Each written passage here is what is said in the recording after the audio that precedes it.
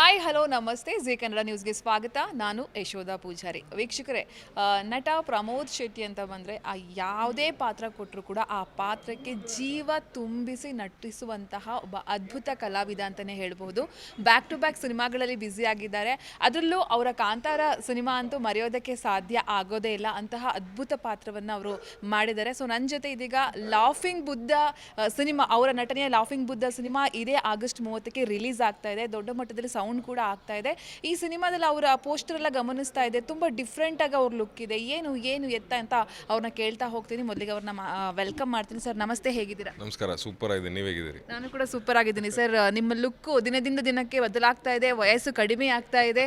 ಏನಿದರ secret ಅಂತ ಹೇಳಿ? ಏನಿಲ್ಲ, ಈ ಸಿನಿಮಾಗೋಸ್ಕರನೇ ಲಾಫಿಂಗ್ ಬುದ್ಧಾಗೋಸ್ಕರ ಒಂದು 30 kg ಜಾಸ್ತಿ ಮಾಡಿದ್ದೆ ವೆಯ್ಟ್ನ. ಸೊ ಎಲ್ಲರೂ ರೇಗಿಸ್ತಾ ಇದ್ರು, ನೀನು ಜಾಸ್ತಿ ಮಾಡುವಾಗ ತುಂಬ ಈಸಿ, ನೀನು ಬೇಕು ಅಂತ ಮಾಡ್ತಿದ್ಯಾ, ಲಾಫಿಂಗ್ ಬುದ್ಧಾಗಲ್ಲ ಅಂತ. ಆ್ಯಂಡ್ ಇನ್ಕ್ಲೂಡಿಂಗ್ ರಿಷಬ್ ರಕ್ಷಿತ್ ಎಲ್ಲರೂ ಹೇಳ್ತಿದ್ರು ವಾಪಸ್ ಬರೋದು ತುಂಬ ಕಷ್ಟ ಇದೆ ಮಚ್ಚ ಅಂತ. ಯಾಕಂದರೆ ಬ್ಯಾಕ್ ಟು ಬ್ಯಾಕ್ ಬೇರೆ ಕ್ಯಾರೆಕ್ಟರ್ಸು ಇದೆ. ಈಗ ರಿಚರ್ಡ್ ಆ್ಯಂಥೋನಿಗೆ ನಾನು ಮತ್ತೆ ಲೀನ್ ಆಗಬೇಕು. ಸೊ ಅದು ಕಷ್ಟ ಆಗುತ್ತೆ ಅಂತ. ಬಟ್ ಕುಂಬಳಕಾಯಿ ಹೊಡೆದಿದ್ದ ದಿನ ಐ ಟುಕ್ ಅ ಟಾಸ್ಕ್, ಇನ್ನೊಂದು 6 ತಿಂಗಳಲ್ಲಿ ಇಳಿಸ್ತೀನಿ ಅಂತ.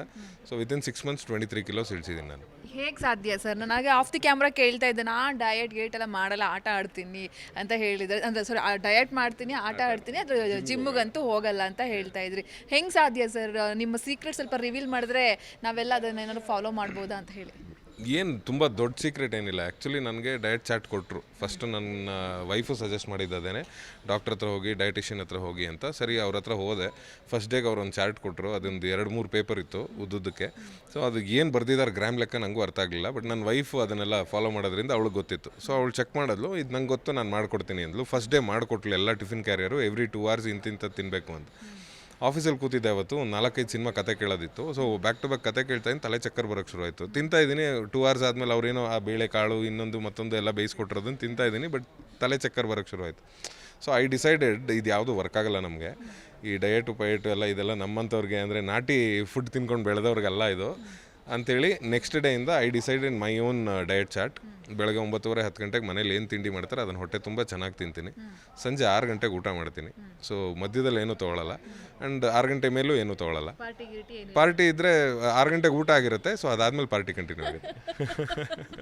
ಸರ್, ಲಾಫಿಂಗ್ ಬುದ್ಧ, ನಾನು ಆಗಲೇ ಹೇಳ್ತಾ ಇದ್ದೆ, ನಿಮ್ಮ ಪೋಸ್ಟರ್ ನೋಡಿ ತುಂಬ ಡಿಫ್ರೆಂಟ್ ಆಗಿದೆ. ಆ್ಯಂಡ್ ಸ್ಟೋರಿ ಕೂಡ ಡಿಫ್ರೆಂಟ್ ಆಗಿದೆ. ಏನೋ ಸಮಥಿಂಗ್ ಬೇರೆ ಲೆವೆಲ್ನ ಸಿನಿಮಾ ಅಂತ ಅನಿಸ್ತಾ ಇದೆ ಸರ್. ಲಾಫಿಂಗ್ ಬುದ್ಧನ ಬಗ್ಗೆ ಹೇಳೋದಾದರೆ, ಇದು ಕಂಪ್ಲೀಟ್ಲಿ ಒಬ್ಬ ಓವರ್ ವೆಯ್ಟ್ ಹೆಡ್ ಕಾನ್ಸ್ಟೇಬಲ್ ಬಗ್ಗೆ ಇರುವಂಥ ಕತೆ. ಅಂದರೆ ನಾವು ಪೊಲೀಸವ್ರಿಗೆ ತುಂಬ ಈಸಿಯಾಗಿ ಹೇಳ್ಬಿಡ್ತೀವಿ ಮಾಮ ಮಚ್ಚ ಅಂದ್ಕೊಂಡು. ಅಂದರೆ ಅವರ ಕಷ್ಟಗಳನ್ನ ಯಾವತ್ತೂ ಯಾವುದೇ ಸಿನಿಮಾದಲ್ಲೂ ತೋರಿಸುವಂಥ ಪ್ರಯತ್ನ ಆಗಿರಲಿಲ್ಲ ಅನ್ನೋದು ನನ್ನ ಭಾವನೆ. ಸೊ ಅದೇ ಟಾರ್ಗೆಟ್ ಇದ್ದಿದ್ದು. ಆ್ಯಂಡ್ ಆ್ಯಕ್ಚುಲಿ ವೆಯ್ಟ್ ಲಾಸ್ ಬಗ್ಗೆ ಮಾಡಬೇಕು ಅನ್ನೋದು ಸಿನಿಮಾ ಶುರುವಾಗಿದ್ದು ನಮ್ಮ ಬೇಸಿಕ್ ಕಾನ್ಸೆಪ್ಟ್ ಬರಿತಾ ಇರ್ಬೇಕಾರೆ. ಬಟ್ ಅದಾದಮೇಲೆ ಅದನ್ನು ಒಬ್ಬ ಹೆಡ್ ಕಾನ್ಸ್ಟೇಬಲ್ ಮಾಡಿದ್ರೆ ಹೆಂಗೆ, ಅವ್ರಿಗೇನು ಕಷ್ಟ ಇರುತ್ತೆ, ಸ್ಟೇಷನಲ್ಲಿ ಅವ್ರ ಟೈಮ್ ಲೈನ್ ಏನಿರುತ್ತೆ, ಎಷ್ಟು ಗಂಟೆಗಳ ಕಾಲ ದುಡಿತಾರೆ, ಎಷ್ಟು ಗಂಟೆಗಳ ಕಾಲ ಫ್ಯಾಮಿಲಿ ಜೊತೆ ಟೈಮ್ ಸ್ಪೆಂಡ್ ಮಾಡ್ತಾರೆ. ಸೊ ಅವರ ಆ ಕಾನ್ಸ್ಟೇಬಲ್ ಮತ್ತು ಅವನ ಫ್ಯಾಮಿಲಿ ಜೊತೆ ಇರೋ ಬಾಂಡಿಂಗು, ಅದ್ರ ಮಧ್ಯೆ ಅವನಿಗೆ ಬರೋ ಟಾಸ್ಕು, ಸೊ ಯಾಕೆ ವೆಯ್ಟ್ ಗೈನ್ ಆಗ್ತಾರೆ, ವೆಯ್ಟ್ ಲಾಸ್ ಮಾಡ್ಕೊಳ್ಳೋಕೆ ಎಷ್ಟು ಕಷ್ಟ ಇದೆ ಅವ್ರಿಗೆ, ಇದ್ರ ಬಗ್ಗೆನೇ ಇರೋದು ಸಿನಿಮಾ. ಆ್ಯಂಡ್ ತುಂಬ ಪರ್ಸ್ನಲಿ ಹೇಳಬೇಕು ಅಂದರೆ ನಾವೆಲ್ಲರೂ ಭಾಳ ಈಸಿಯಾಗಿ ಹೇಳೋದೇನು ಅಂದರೆ, ಪೊಲೀಸ್ನವ್ರು ಬಿಡ, ಆರಾಮಾಗಿ ಲಂಚ ತೊಗೊಂಡು ಆರಾಮಾಗಿದ್ದಾರೆ ಅಂತ. ಸೊ ಅದು ಕೆಲವರು ಮಾಡುವಂಥ ಕೆಲಸಕ್ಕೆ ಎಲ್ಲರೂ ಬಲಿಯಾಗ್ತಾರೆ ಅನ್ನೋದು ಎಲ್ಲ ಇಂಡಸ್ಟ್ರಿಯಲ್ಲೂ ಹಾಗೇ ನಡೆಯುತ್ತೆ. ಅಂದರೆ ಯಾರೋ ಒಬ್ಬರು ತಪ್ಪು ಮಾಡಿದ್ರೆ ಎಲ್ಲರ ತಲೆ ಮೇಲೂ ಅದು ಗೂಬೆ ಕೂರಿಸ್ತಾರೆ ಅನ್ನೋ ಥರ. ಸೊ ಇದರಲ್ಲೂ ಪೊಲೀಸ್ ಡಿಪಾರ್ಟ್ಮೆಂಟಲ್ಲೂ ಹಾಗೆ ಇದೆ. ಸೊ ಹಾಗಾಗಿ ನಮ್ಮ ಟಾರ್ಗೆಟ್ ಇದ್ದಿದ್ದೇನು ಅಂದರೆ ಇನ್ನೋಸೆಂಟ್ ಪೊಲೀಸ್ ಆಫೀಸರ್ಸ್, ಸಿಕ್ಕಾಬಡೆ ಕೆಲಸ ಮಾಡೋರು, ಹಾನೆಸ್ಟಾಗಿ ಕೆಲಸ ಮಾಡೋರು ಎಷ್ಟೊಂದು ಜನ ಇದ್ದಾರೆ. ಕಂಪ್ಯಾರಿಟಿವ್ಲಿ ಪರ್ಸೆಂಟೇಜ್ ಜಾಸ್ತಿ ಇದ್ದಾರೆ. ಸೊ ಅವ್ರಿಗೆ ಇದೊಂದು ಟ್ರಿಬ್ಯೂಟ್ ಆಗಬೇಕು ಅನ್ನೋದೇ ಈ ಸಿನಿಮಾದ ಗೋಲ್. ಸರ್, ನೀವು ಹೇಳಿದ ನಿಜ. ನಾವು ಪೊಲೀಸವ್ರನ್ನ ನೋಡಿದಾಗ ಎದುರುಗಡೆ ಎದುರುಕೊಂಡ್ರು ಕೂಡ ಹಿಂದೆ ನಾವು ಅವ್ರ ಬಗ್ಗೆ ಕಮೆಂಟ್ಗಳು ಮಾಡೋದು ಅಥವಾ ಅವ್ರಿಗೆ ಏನೇನೋ ಬೈಯೋದು, ಇನ್ನೊಂದೇನೋ ಹೇಳ್ತಾ ಇರ್ತೀವಿ. ಸೊ ಅಂತಹ ಮನಸ್ಥಿತಿಗಳಿಗೆ, ನಮ್ಮಂತಹ ಮನಸ್ಥಿತಿಗಳಿಗೆ ಒಂದೊಳ್ಳೆಯ ಸಂದೇಶವನ್ನು ಕೊಡುವಂಥ ಪ್ರಯತ್ನವನ್ನು ಈ ಸಿನಿಮಾದಲ್ಲಿ ಮಾಡಿದ್ದೀರಾ. ಸೊ ಅಂಥವರಿಗೆ ನಿಮ್ಮ ಕಡೆಯಿಂದ ಏನು ಹೇಳೋದಕ್ಕೆ ಇಷ್ಟಪಡ್ತೀರಾ? ಅವ್ರ ಕಷ್ಟಗಳಿರುತ್ತೆ, ಏನೋ ಒಂದು ದೊಡ್ಡ ಗಲಾಟೆಗಳಾದಂಥ ಸಂದರ್ಭದಲ್ಲಿ ಬದುಕ್ತಾರೋ ಬಿಡ್ತಾರೋ ಆ ಲೆವೆಲ್ ನಮ್ಮನ್ನೆಲ್ಲ ಸೆಕ್ಯೂರಿಟಿ ಕೊಟ್ಟು ಕಾಪಾಡ್ತಾರೆ. ಸೊ ಅವ್ರು ತುಂಬ ಕಠಿಣವಾದ ಕೆಲಸ ಪೊಲೀಸ್ ಅಂತ ಬಂದಾಗ ನಿಮಗೆ ಅವ್ರ ಬಗ್ಗೆ ಎಷ್ಟು ಗೌರವ ಇದೆ ಅಂತ ಹೇಳಿ? ಪೊಲೀಸು ಮತ್ತು ಆರ್ಮಿ ಅಥವಾ ಬೇರೆ ಯಾವುದೇ ಈ ಥರದ ಡಿಪಾರ್ಟ್ಮೆಂಟ್ಗಳು ಬಂದಾಗ ನಿಮ್ಗೆ ಏನಾಗುತ್ತೆ ಅಂದರೆ, ನೋಡಿ, ಕೋವಿಡ್ ಬಂತು, ನಾವೆಲ್ಲ ಮನೇಲಿ ಕೂತಿದ್ವಿ, ಅವ್ರು ಬೀದಿ ಮೇಲಿದ್ದರು. ಅಥವಾ ಈಗ ಫ್ಲಡ್ಸ್ ಬಂತು, ಎಲ್ಲರೂ ಮನೆ ಒಳಗಿರ್ತಾರೆ, ಬಟ್ ಅವ್ರು ಕಾಪಾಡೋದಕ್ಕೋಸ್ಕರ ಬೀದಿ ಮೇಲೆ ಇರಲೇಬೇಕಾಗತ್ತೆ. ಈಗ ಯಾವುದೋ ಒಂದು ಈವೆಂಟು, ಟ್ರಾಫಿಕ್ ಜಾಮು, ಜಾತ್ರೆ, ಇನ್ನೊಂದು ಮತ್ತೊಂದು, ಹಗಲು ರಾತ್ರಿ ಬಿಸಿಲಲ್ಲಿ ಕೆಲಸ ಮಾಡೋರು ಅವರು. ಸೊ ಅವರಲ್ಲಿ ಯಾವನೂ ಒಬ್ಬ ತಪ್ಪು ಮಾಡೋದಕ್ಕೆ ನಾವೆಲ್ಲರನ್ನೂ ದೂಷಣೆ ಮಾಡಿಬಿಡ್ತೀವಿ. ಅವ್ರನ್ನ ನೋಡಿದ್ರೆ ನಂಗೆ ಎಮ್ಮೆನ್ಸ್ ರೆಸ್ಪೆಕ್ಟ್ ಇದೆ. ಯಾಕೆ ಅಂತ ಹೇಳ್ತೀನಿ, ನಾನು ಮೋಸ್ಟ್ಲಿ ಮಾಡಿರುವಂಥ 50 this is my 50th film laughing Buddha. 50 ಸಿನಿಮಾಗಳಲ್ಲಿ 30 ಸಿನಿಮಾ ನಾನು ಮೋಸ್ಟ್ಲಿ ಪೊಲೀಸ್ ಆಫೀಸರ್ ಕ್ಯಾರೆಕ್ಟರ್ ಮಾಡಿದ್ದೀನಿ. So I know the pain.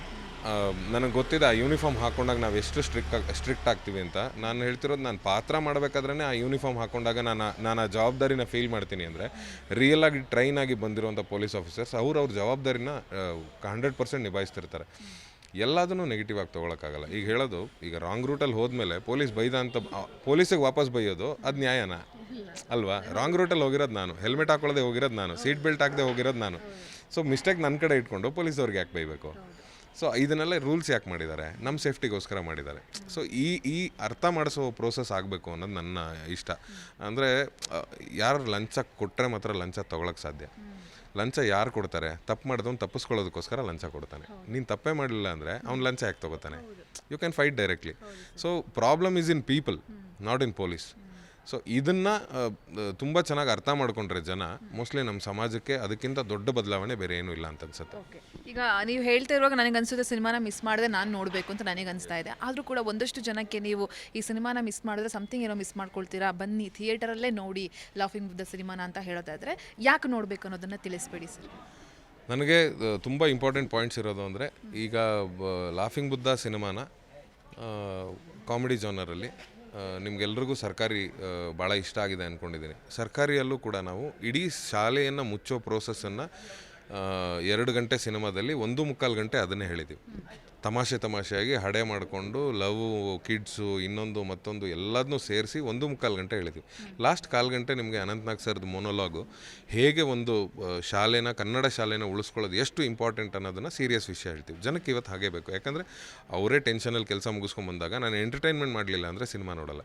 So laughing Buddha ಸಿನಿಮಾನೂ ಕೂಡ ನಿಮಗೆ ಎಂಟರ್ಟೈನ್ಮೆಂಟಲ್ಲಿ ಕಂಪ್ಲೀಟಾಗಿ 1.25 ಗಂಟೆ ತೊಗೊಂಡೋದ್ರೆ ಲಾಸ್ಟ್ 1/4 ಗಂಟೆಯಲ್ಲಿ ನಾವು ಆ ಡಿಪಾರ್ಟ್ಮೆಂಟು ಯಾಕೆ ಈ ಮಿಸ್ಟೇಕ್ ಮಾಡ್ತಾರೆ, ಯಾಕೆ ಈ ಲಂಚ ಅವತಾರ ನಡೀತಾ ಇದೆ ಅನ್ನೋದನ್ನು ತುಂಬ ಕ್ಲೀನ್ ಆ್ಯಂಡ್ ಕ್ಲಿಯರಾಗಿ ಹಾಸ್ಯಮಯವಾಗಿ ತೊಗೊಂಡೋಗಿದ್ದೀವಿ ಸಿನಿಮಾನ. ಸೊ ಯಾವುದೇ ಕಷ್ಟಗಳನ್ನ ಹೇಳ್ಕೋಬೇಕಾದ್ರೆ ನಗ್ನಗ್ತಾ ಹೇಳಿದಷ್ಟು ಲೈಟ್ ಹಾರ್ಟೆಡಾಗಿ ಅದನ್ನು ರಿಸೀವ್ ಮಾಡ್ಕೋತಾರೆ ಜನ. ಸೊ ಅದೇ ಒಂದು ಪ್ರಯತ್ನ, ಸರ್ಕಾರಿ ಥರದ ಇನ್ನೊಂದು ಪ್ರಯತ್ನ.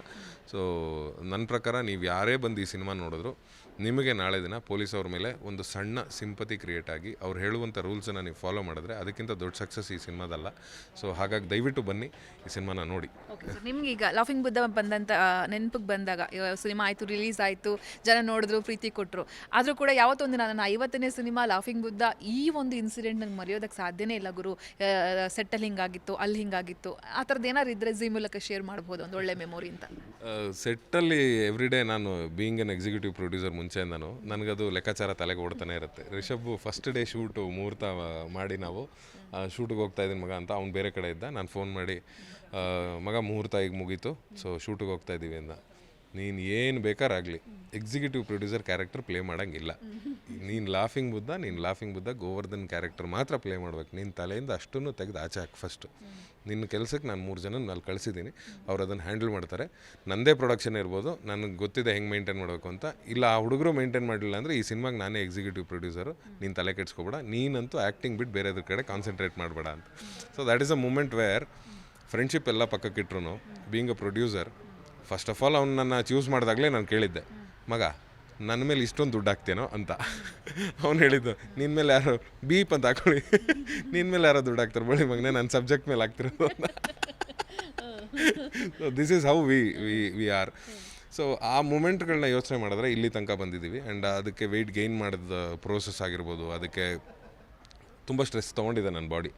ನನ್ನ ಮಂಡಿಯಿಂದ ಹಿಡಿದು ನನ್ನ ಕೈಕಾಲುಗಳು ಅಥವಾ ನನ್ನ ಮುಖದ ಶೇಪ್ ಚೇಂಜ್ ಆಗೋಗಿತ್ತು, ಫುಲ್ ಗುಂಡಗಿಸ್ ದಪ್ಪ ಆಗಿ. ಬಟ್ ಯಾಕೆ ಆಗಲ್ಲ? ಈಗ ಬಾಲಿವುಡ್ ಆಗಲಿ ಬೇರೆ ಇದರಲ್ಲಾಗಲಿ ಇಂಡಸ್ಟ್ರೀಲಿ ವೆಯ್ಟ್ ಗೈನು ಮಾಡ್ತಾರೆ, ವೆಯ್ಟ್ ಲಾಸು ಮಾಡ್ತಾರೆ. ಯಾಕೆ ನಮ್ಮ ಕೈಲಿ ಯಾಕೆ ಆಗಲ್ಲ? ಅದನ್ನು ಟ್ರೈ ಮಾಡಲೇಬೇಕು ಅನ್ನೋದು ಒಂದು ಥಾಟ್ ಇತ್ತು. So let me give a try ಅಂತ ಅನ್ನಿಸ್ತು. ಆ್ಯಂಡ್ ನಾನು ಸಕ್ಸೀಡ್ ಆಗಿದ್ದೀನಿ ಅದರಲ್ಲಿ. ಸೊ ಪರ್ಫಾರ್ಮೆನ್ಸ್ ಲೆವೆಲ್ಲೂ, ಯಾಕಂದರೆ ಪ್ರಾಸ್ಥೆಟಿಕ್ಸ್ ಹಾಕೋಣ ಅಂತ ಹೇಳಿದ್ರು ಭರತ್. ಸರ್ ಹೊಟ್ಟೆ ಗಿಟ್ಟೆ ಎಲ್ಲ ಅಷ್ಟೊಂದು ಬಿಡೋಕ್ಕಾಗಲ್ಲ, ನಾವು ಪ್ರಾಸ್ಥೆಟಿಕ್ಸ್ ಹಾಕೋಣ ಅಂತ. ನಾನು ಹೇಳಿದೆ ಪ್ರಾಸ್ಥೆಟಿಕ್ಸ್ ಹಾಕ್ಬೋದು ಹೊಟ್ಟೆಗೆ, ಯಾಕಂದ್ರೆ ಶರ್ಟ್ ಇರುತ್ತೆ. ಮುಖಕ್ಕೆ ಏನು ಮಾಡ್ತೀರಾ ಅಂದೆ. ಮುಖ ಆ ಬಲ್ಜ್ ಕಾಣಲ್ಲ, ನೀವು ಅಷ್ಟು ಗುಂಡ್ಗುಂಡಕ್ಕಿದೆ ದೇಹ ಅಂದರೆ ಮುಖನೂ ಗುಂಡಿಗೆ ಇರಬೇಕಾಗುತ್ತೆ. ಸೊ ಆ ಬಲ್ಜ್ ಕಾಣಲ್ಲ ಭರತ್, ನಾನು I will put on weight, ತಲೆ ಕೆಡಿಸ್ಕೋಬೇಡಿ ಅಂತ ಹೇಳಿ ಮಾಡಿದ್ದು. ಸೊ ಈ ಥರದ್ದು ಸಿಕ್ಕಾಪಟ್ಟೆ ತಿಂತಾಯಿದ್ದೆ, ಸಿಕ್ಕಿದ್ದು ತಿಂತಾಯಿದ್ದೆ. ಅಂದರೆ ಎಲ್ಲಿ ಏನು ಕಾಣಿಸಿದ್ರು ತಿಂತಾಯಿದ್ದೆ ನಾನು. ಅಂದರೆ ತಟ್ಟೆ ನನ್ನ ಮುಂದೆ ತಂದಿಟ್ಟರೆ ಆಗ್ತಾನೆ ಊಟ ಮುಗಿಸ್ಕೊಂಬಂದಿದ್ರು ಏನಾದ್ರು ಇಟ್ಟರು ತಿಂತಾ ಇರ್ತಾಯಿದ್ದೆ ನಾನು. ದಪ್ಪ ಆಗಬೇಕು ಅನ್ನೋದು ಒಂದಿತ್ತು. ಮತ್ತು ಅದು ಸ್ಟಾರ್ಟಿಂಗ್ ಒಂದು ವಾರ ಆಗಿದ ತಕ್ಷಣ ಬಾಡಿ ಎಡಿಕ್ಟ್ ಆಗೋಯ್ತು. ಏನು ಸಿಕ್ಕಿದ್ರು ಕೈ ಹಿಂಗೆ ಹೋಗೋದು, ಎಲ್ಲೇ ಕೂತ್ರು ಏನೇ ಕಾಣಿಸಿದ್ರು, ಯಾರದೇ ತಟ್ಟೆಲ್ಲಿ ಕಾಣಿಸಿದ್ರು ಹಿಂಗೆ ಕೈ ಹೋಗೋದು, ಆ ಥರ ಎಡಿಕ್ಟ್ ಆಗಿಬಿಟ್ಟಿತ್ತು ಬಾಡಿ. ಇವಾಗ ಅದನ್ನೇ ಕಟ್ ಮಾಡಿದ್ದೀನಿ ಅಷ್ಟೇ. ಏನೇ ಬಂದು ಮುಂದೆ ಇದ್ರೂ ನಂದೆಲ್ಲ ಗುರು ಅಂತ ಸುಮ್ಮನೆ ಕೂತ್ಕೋತೀನಿ ಹಿಂಗೆ. So that is a transformation. So ನನಗೆ ಭಾಳ ನೆನಪಾಗೋದು ಈ ಇಡೀ ಸಿನಿಮಾದ ಪ್ರೋಸೆಸ್ಸಲ್ಲಿ ಅಂದರೆ, ಒಬ್ಬ ಸಪೋರ್ಟಿಂಗ್ ಕ್ಯಾರೆಕ್ಟರ್ ಮಾಡ್ತಾ ಇದ್ದಂಥ ಪ್ರಮೋದ್ ಶೆಟ್ಟಿನ ನಾಯಕನಾಗಿ ತೊಗೊಂಬಂದು ಪ್ರೆಸೆಂಟ್ ಮಾಡ್ತಾ ಇರೋದು. ಆ್ಯಂಡ್ ನನ್ನನ್ನು ತುಂಬ ಜನ ಕೇಳೋದು, ಸರ್ ಹೀರೋ ಆಗಿದ್ದಾರೆ ಹೇಗಿದೆ ಫೀಲಿಂಗ್ ಅಂತ. ನನಗೆ ಇವತ್ತು ಕೂಡ ಅನಿಸೋದು ಆ ಪಾತ್ರವನ್ನು ಜೀವಿಸೋವಂಥ ಪ್ರಯತ್ನ ಅಷ್ಟೇ. ಸೊ ಹೀರೋಯಿಸಮ್ ಅಂತೇನೂ ಇಲ್ಲ. ಅದಾದಮೇಲೆ 4 ಸಿನಿಮಾ ನಾನು ಹೀರೋ ಆಗಿ ಮಾಡಿದ್ದೀನಿ. ಯಾವುದ್ರಲ್ಲೂ ಕೂಡ ನಾನು ಪಾತ್ರನ ಬಿಟ್ಟು ಆಚೆ ಹೋಗಬೇಕು ಅಂತ ಅನಿಸಿಲ್ಲ. ಸೊ ಎಲ್ರದ್ದು ನನಗೆ ಗೊತ್ತಿಲ್ಲ, ಅಭಿಮಾನಿಗಳು ಪ್ರೀತಿನೋ ಏನೋ ಗೊತ್ತಿಲ್ಲ, ಅವರೆಲ್ಲರೂ ಹೇಳೋದು ತುಂಬ ನ್ಯಾಚುರಲ್ ಆಗಿರ್ತೀರ ಯಾವತ್ತು ಅಂತ. ಸೊ ಆ ನ್ಯಾಚುರಾಲಿಟಿನ ಇದರಲ್ಲೂ ತರೋ ಪ್ರಯತ್ನ ಮಾಡಿದ್ದೀನಿ. ಸೊ ಇದೆಲ್ಲ ನೆನಪುಗಳು. ಪ್ರಶ್ನೆ ಜೊತೆಗೆ ನನ್ನ ಪ್ರಶ್ನೆ ಕೂಡ ಹೌದು. ಏನಪ್ಪ ಅಂತ ಹೇಳಿದ್ರೆ, ಈಗ ನಾವು ಕಾಂತಾರವನ್ನು ನೋಡ್ತೀವಿ, ಅದಕ್ಕೋಸ್ಕರ ನಾವು ಬರೀ ನಮ್ಮ ಕರ್ನಾಟಕ ಅಷ್ಟೇ ಅಲ್ಲ, ಹೊರಗಿನ ಜನರು ಕೂಡ ಕಾಯ್ತಾ ಇದ್ದೀವಿ. ನೀವು ಸಾಯಬಾರ್ದಿತ್ತು ಅನ್ನೋದೇ ಸರ್ ಎಲ್ಲರ ಟೆನ್ಷನ್. ನಿಮಗೂ ಬಂದಿದೆಯಾ, ಅಯ್ಯೋ ನಾ ಸಾಯಬಾರ್ದಿತ್ತು, ನಾ ಇರಬೇಕಿತ್ತು ಅಂತ? ಈ ವಿಚಾರಕ್ಕೆ ನೀವೇನು ರಿಷಬ್ ಶೆಟ್ಟಿ ಅವ್ರ ಜೊತೆ ಮಾತಾಡಿದ್ದೀರಾ, ಗುರು ನನಗೆ ಕೊಂದೇ ಬಿಟ್ಟಲ್ಲ ನೀನು ಅಂತ? ಕಾಂತಾರ 1 ಬಂದಾಗ ಕಾಂತಾರ 2 ಬರುತ್ತೆ ಅನ್ನೋದು ನಮ್ಮ ತಲೆಯಲ್ಲಿ ಇರಲಿಲ್ಲ. ಆ್ಯಂಡ್ ಕಾಂತಾರ 2 ಮಾಡ್ತಾ ಇಲ್ಲ ಇವಾಗ. ಸೊ ಪ್ರೀಕ್ವಲ್ ಮಾಡ್ತಾ ಇರೋದು. ಕಾಂತಾರ 1 ಇವಾಗ ರೆಡಿ ಆಗ್ತಿರೋದು. ಸೊ ಕಾಂತಾರ 2 ಅಲ್ಲಿ ನಾನು ಸತ್ತಿರೋದು. So I don't think so ಅದೇನು ಇಶ್ಯೂ ಆಗುತ್ತೆ ಅಂತ. ಹಂಗಂದ್ರೆ ನೀವು ಇರ್ತೀರಾ? ಲಾಸ್ಟ್ ಇಂಟರ್ವ್ಯೂಲ್ಲಿ ನಾನು ಇರಲ್ಲ ಅಂತ ಹೇಳ್ದಂಗಿತ್ತು. ನೀವು ಹಂಗಾರೆ ಇರ್ತೀರಾ ಸರ್? ಸಿಹಿ ಸುದ್ದಿ. ಇರ್ತೀನೋ ಇರಲ್ವೋ ಅನ್ನೋದು ಡೈರೆಕ್ಟರ್ ಡಿಸೈಡ್ ಮಾಡ್ತಾರೆ. ಬಟ್ ನಾನು ಸತ್ತಿಲ್ಲ ಅನ್ನೋದಂತೂ guarantee.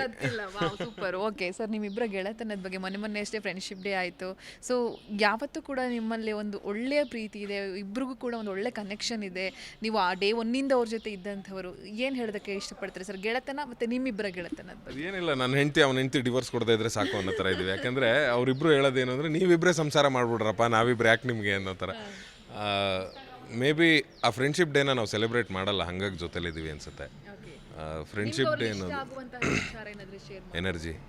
Energy to the core. ನೀ ಯಾವನೇ ಕೆಳಗೆ ಬೀಳ್ತಾ ಇರಲಿ, ಇವನು ನಾನು ಬೀಳ್ತೀನಿ ಅನ್ನೋದನ್ನು ಲೆಕ್ಕಿಸದೆ ಅವನ್ನ ಹೋಗಿ ಮೇಲೆ ಎತ್ತಿ ತೊಗೊಂಬಂದು ಕೂರಿಸಿ, ನೋಡಪ್ಪ ನಿನ್ನ ಜವಾಬ್ದಾರಿ ನನ್ನ ಜವಾಬ್ದಾರಿ ಮಾಡಿದ್ದೀನಿ, ಈಗ ಮುಂದುವರ್ಸ್ಕೊಂಡು ಹೋಗು ಅನ್ನೋ ಥರದ್ದು ಒಂದು ಎನರ್ಜಿ ಇದೆಯಲ್ಲ, ಅದು ಯಾರು ಬೇಕಾರಾಗಿರ್ಬೋದು. Because I am seeing from college days, ಇಬ್ಬರು ಡಿಗ್ರಿ ಡೇಸಿಂದ ಒಟ್ಟಿಗೆ ಓದ್ತಾ ಇರೋದು. ಸೊ ಅವತ್ತಿಂದ ಇವತ್ತವರೆಗೂ ಅವನ ಎನರ್ಜಿ, ಅವನ ಥಾಟ್ಸು, ಅವನೇನಾರು ಅಂದ್ಕೊಂಡ್ರೆ ಅದನ್ನು ಸಾಧಿಸದೇ ಬಿಡಲ್ಲ. ಅವ್ನು 20 ದಿನ ಇದೆ ಸಿನಿಮಾ ರಿಲೀಸ್ಗೆ ಅಂದರೆ, ನಿಮ್ಗಿನ್ನೂ ಸಾಂಗ್ ಬಂದಿಲ್ಲ, ಇನ್ನೊಂದು ಬಂದಿಲ್ಲ, ಮತ್ತೊಂದು ಬಂದಿಲ್ಲ ಅಂದ್ರೂ ಅವ್ನು ಅಷ್ಟೇ ಎನರ್ಜೆಟಿಕ್ ಆಗಿ, ಗುರು ಅದೇ ತಾರೀಕಿಗೆ ನಾನು ರಿಲೀಸ್ ಮಾಡ್ತೀನಿ, ತಾಕತ್ತಿದೆಯಾ ನನ್ನ ಜೊತೆ ನಿಂತ್ಕೊಳ್ಳಿ ಅಂತ ಹೋಗ್ತಾನೆ. That is the energy what ತುಂಬ ನಂಗೆ ಇಷ್ಟ ಆಗೋದು. ಆ್ಯಂಡ್ ಮೋಸ್ಟ್ಲಿ ನಂದು ಒಂದು ಕಾಂಬಿನೇಷನ್ ಏನಕ್ಕೆ ವರ್ಕ್ ಆಗುತ್ತೆ ಅಂದರೆ, ಅವ್ನು ಎಷ್ಟು ಹೈಪರಾಗಿ ಹೋಗ್ತಾನೆ, ನಾನು ಅಷ್ಟೇ ತಣ್ಣಗೆ ಹೋಗ್ತೀನಿ. ಸೊ ಕೆಲವೊಂದು ಸಿಚುವೇಷನನ್ನು ಹೈಪರಾಗಿ ಹ್ಯಾಂಡಲ್ ಮಾಡೋಕ್ಕಾಗದೇ ಇರೋದನ್ನು ತಣ್ಣಗೆ ಹ್ಯಾಂಡಲ್ ಮಾಡ್ತೀನಿ, ನಾನು ತಣ್ಣಗೆ ಹ್ಯಾಂಡಲ್ ಮಾಡೋಕ್ಕಾಗದೇ ಇರೋದನ್ನ ಅವ್ನು ಹೈಪರಾಗಿ ಹ್ಯಾಂಡಲ್ ಮಾಡ್ತಾನೆ. ಸೊ ದಿಸ್ ಕಾಂಬಿನೇಷನ್ ಏನಂತಾರೆ, ಹಾಟ್ ಆ್ಯಂಡ್ ಸೋರ್ ಥರದ ಕಾಂಬಿನೇಷನ್ ವರ್ಕ್ ಆಗ್ತಿದೆ ಅಂತ ಅನ್ಸುತ್ತೆ. ಪಾರ್ಟಿ ಗೀಟಿ ಮಾಡಿದಾಗ ಯಾರು ಜಾಸ್ತಿ ಟೈಟ್ ಆಗ್ತಾರೆ, ಯಾರು ನಾರ್ಮಲ್ ಆಗಿರ್ತಾರೆ, ಯಾರು ಬ್ಯಾಲೆನ್ಸ್ ಮಾಡ್ಕೊಂಡು ಕರ್ಕೊಂಡು ಹೋಗೋದು ಯಾರು? ಅದೇನಾರು ಇದೆಯಾ? ಅದೇನಾರು ಒಳ್ಳೆ ವಿಚಾರ ಇದ್ರೆ ಹೇಳ್ಬೋದಾ ಅಂತ ಹೇಳಿ. ಇವತ್ತವರೆಗೂ ಮೇ ಬಿ ಅರೌಂಡ್ 20 ಇಯರ್ಸ್ ಆಯಿತು, 20-25 ಇಯರ್ಸ್ ಆಯಿತು ನಮ್ಮಿಬ್ಬರು ಗೆಳೆತನ. ಸೊ ಆ 25 ವರ್ಷದಲ್ಲಿ ಒಬ್ರನ್ನೊಬ್ರು ಎಳ್ಕೊಂಡು ಹೋಗೋಂಥ ಪರಿಸ್ಥಿತಿ ಯಾರಿಗೂ ಬಂದಿಲ್ಲ. ಯಾಕಂದರೆ ನಮ್ಮ ಪಾರ್ಟಿನೂ ಸೋಬರಾಗೇ ಇರುತ್ತೆ.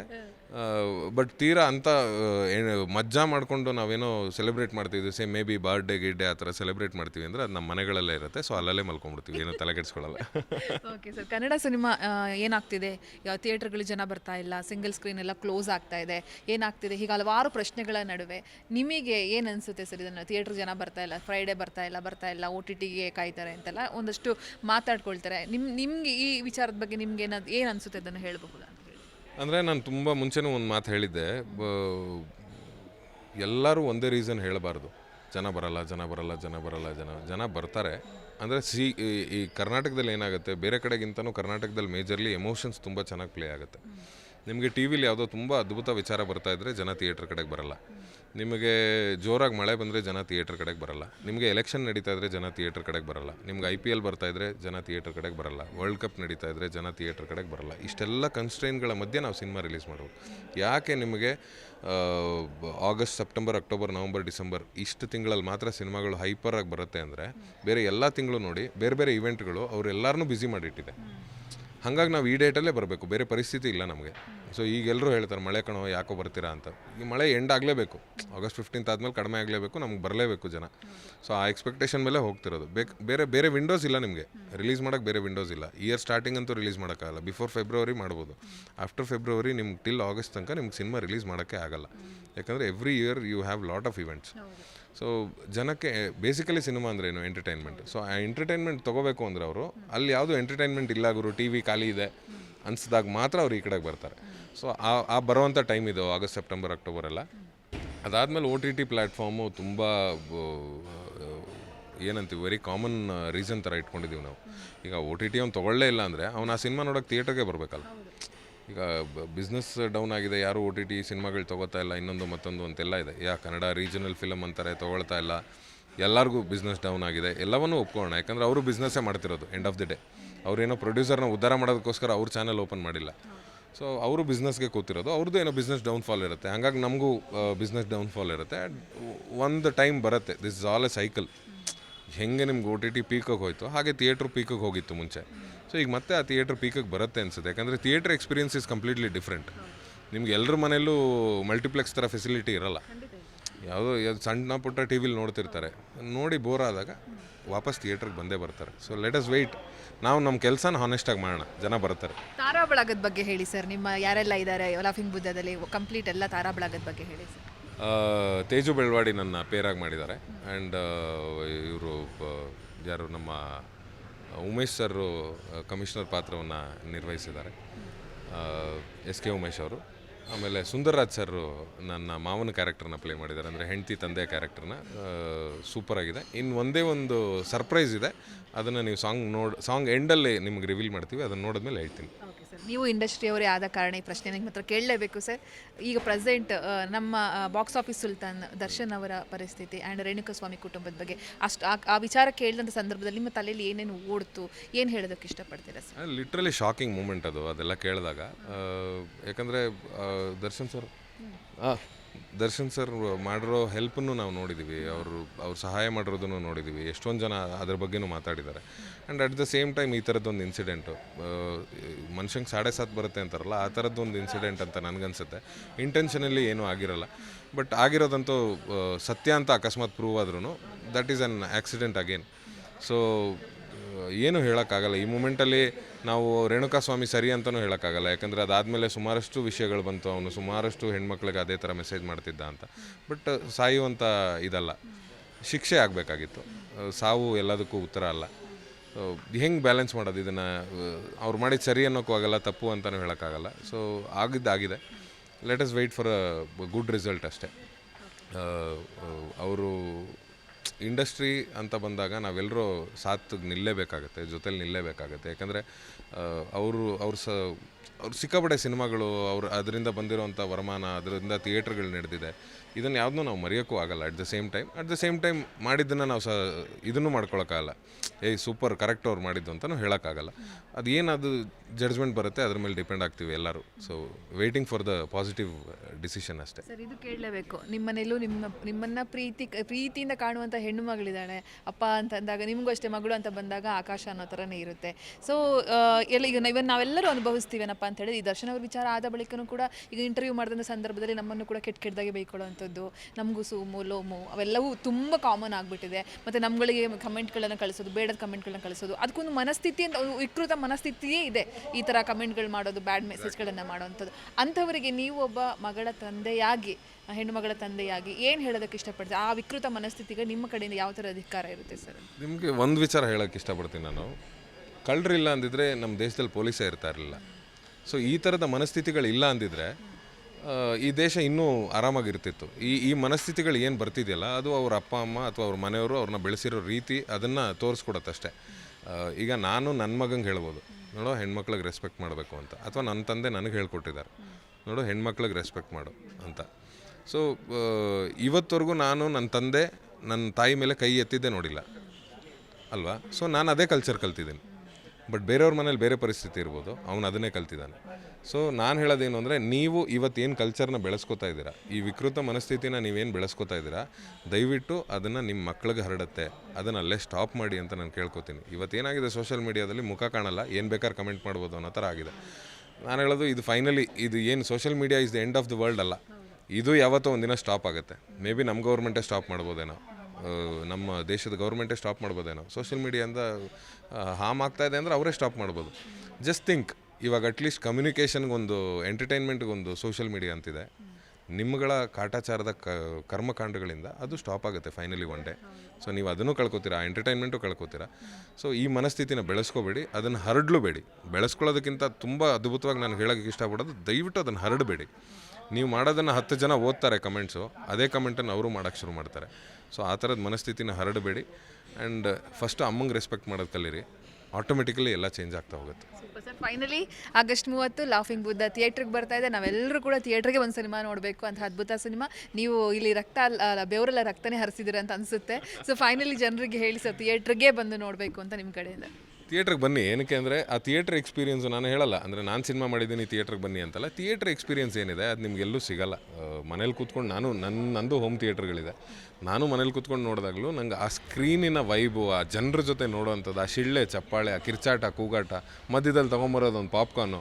ಸೊ ಇದ್ರ ಮಜಾ ನನಗೆ ಇವತ್ತರೆಗೂ ನನಗೆಲ್ಲೂ ಹೊರಗಡೆ, ಅಂದರೆ ನನ್ನ ಮನೇಲಂತೂ ಸಿಗಲಿಲ್ಲ. ಅಂದರೆ ಅಷ್ಟೆಲ್ಲ ಅರೇಂಜ್ಮೆಂಟ್ಸ್ ಇದ್ರೂ ನಮ್ಗೆ ಮನೇಲಿ ಸಿಗಲ್ಲ. ಸೊ ಥಿಯೇಟ್ರಿಗೆ ಬನ್ನಿ, ಆ ಕನ್ನಡ ಸಿನಿಮಾಗಳನ್ನ ಎಂಜಾಯ್ ಮಾಡಿ. ಆ್ಯಂಡ್ ಇವತ್ತು ಕನ್ನಡ ಸಿನಿಮಾ ಹೋಗ್ತಾ ಇರೋ ಸ್ಟ್ಯಾಂಡರ್ಡ್ಸ್ಗೆ ನೀವೇ ಕಾರಣ. ಸೊ ನೀವು ಮತ್ತೆ ಥಿಯೇಟ್ರಿಗೆ ಬರಲಿಲ್ಲ ಅಂದರೆ ಅದರ ಡೌನ್ಫಾಲ್ಗೂ ನೀವೇ ಕಾರಣ ಆಗ್ತೀರಾ. Sir thank you so much sir, all the best sir. Thank you so much. Yes ವೀಕ್ಷಕರೇ, ಇದು ಪ್ರಮೋದ್ ಶೆಟ್ಟಿ ಅವರ ಮಾತುಗಳು. ಕ್ಯಾಮ್ರಾ ಪರ್ಸನ್ ಸಲೀಂ ಜೊತೆ ಯಶೋಧ ಪೂಜಾರಿ, ಬೆಂಗಳೂರು. ಜಿ ಕನ್ನಡ ನ್ಯೂಸ್ ಈಗ ನಿಮ್ಮ ಮನೆಯಲ್ಲೇ ನೋಡಿ. ಎಲ್ಲ ಕೇಬಲ್ಗಳಲ್ಲಿ ಈಗ ಲಭ್ಯ. Sun Direct 292, Jio TV 1334, U digital 162, city cable 51, GTPL 17, Abhishek cables 821, rock line telecommunication 51, Shri Basaveshwara number 60, Vinayaka digital number 53, in digital number 896ರಲ್ಲಿ. ನಿಮ್ಮಿಸ್ತದ ಜಿ ಕನ್ನಡ ನ್ಯೂಸ್ ನೋಡಿ ಆನಂದಿಸಿ.